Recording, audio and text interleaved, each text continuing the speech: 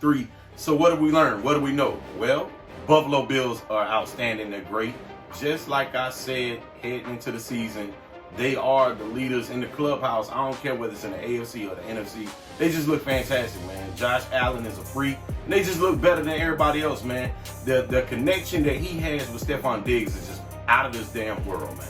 I mean, I don't see nobody messing with them right now. I know it's a long season. There are a lot of games to play, but right now, they're on top. And who knew, man? I knew Philly would be good, but fly, Eagles, fly, man.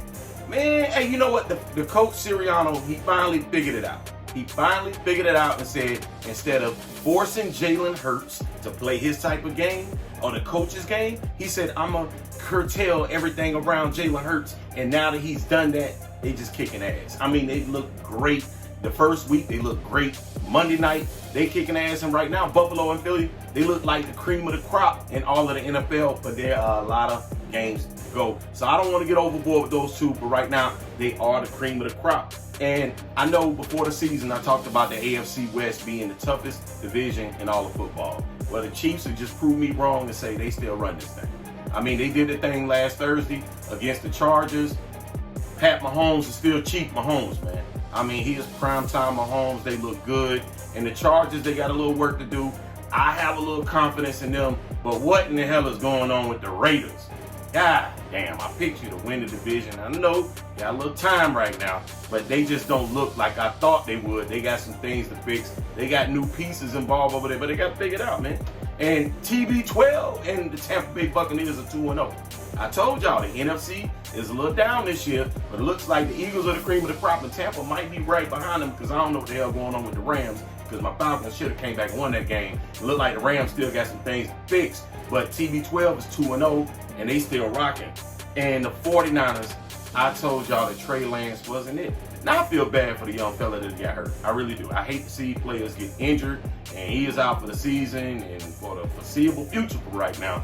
But you did the right thing by keeping Jimmy G, because not only did Jimmy G get you to the Super Bowl, he kept you going to the postseason. Now he's back, he's in place, nothing's lost, you're all good. The future is still bright in San Francisco.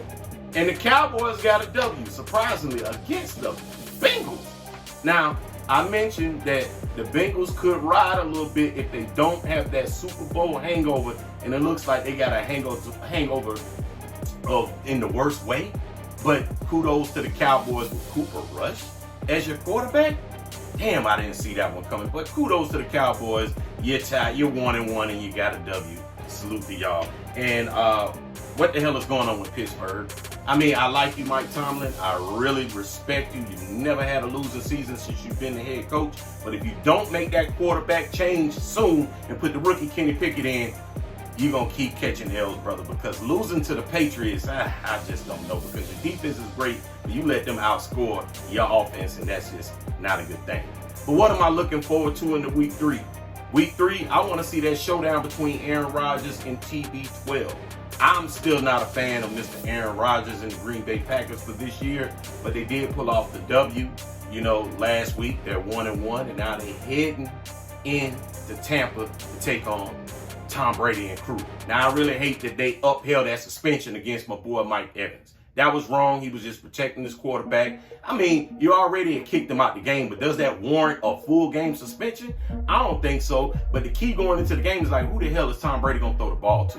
Julio Jones is still hurt. Chris Godwin still hurt. Mike Evans suspended. They just picked up Cole Beasley off the waiver wire, in a sense. They just picked him up off the street and said, come on in. Are they going to be calling Gronk soon? I don't know. But Tom Brady kind of hurting with weapons. But I still think they might have enough firepower to prove me right about Green Bay just not being it. And another thing I am looking forward to is that big showdown of the AFC East between the Buffalo Bills and the Dolphins. Dolphins looked good last week. I said it could be two a time in Miami, but damn, I ain't see 6 touchdowns coming in comeback fashion against Baltimore. Can they do that against Buffalo? I don't think so, but we'll talk about that another time. But that's still going to be a showdown and a hell of a game to look forward to in the week 3. And also one last note that I am kind of wanting to see happen in week 3. I am not a fan of the Carolina Panthers. They are in my division, and I don't wish them well, but they are going through some struggles right now. Is it 9 straight losses?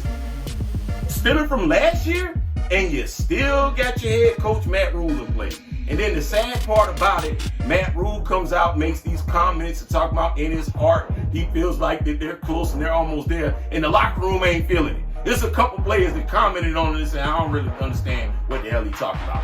That is not a good thing, and now you got to play the New Orleans Saints, a division rival, coming up week 3.